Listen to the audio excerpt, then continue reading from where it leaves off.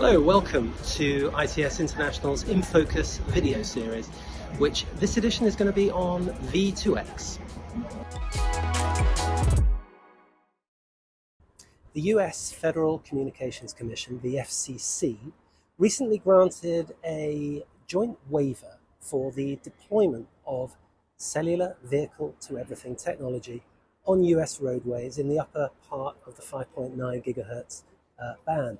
That all sounds very dry. It's not. It's actually life and death. And we talked to Jim Meisner of Qualcomm Technologies to find out exactly why this was such a huge milestone.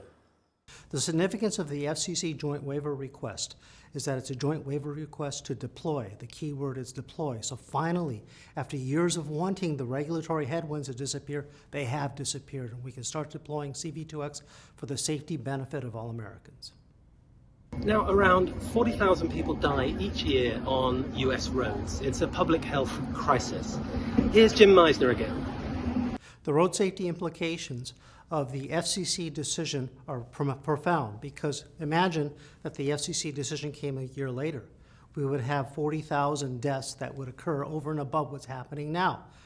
The National Highway Transportation Safety Administration has estimated that about 80% of crash fatalities or crash types can be addressed by V2X, so you're saving lives every day that you start this deployment.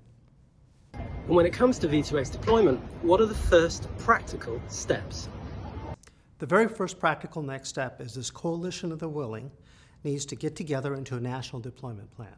This was instigated in a good way by US DOT and needs to be carried forth by those who really want to deploy, which would include communities, would include the auto OEMs, and ultimately would include the user of our roadways.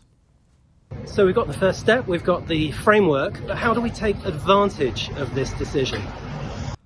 The FCC granting the waiver opens the door for this coalition of the willing. It starts with U.S. government leadership and a national ITS deployment strategy, or V2X deployment strategy.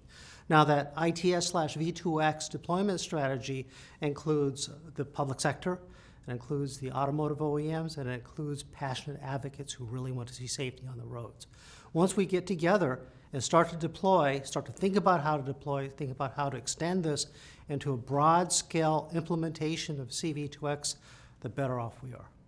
And that's it. Thank you very much indeed for watching. See you next time. And in the meantime, here are all the ways that you can contact us on social media. Get in touch.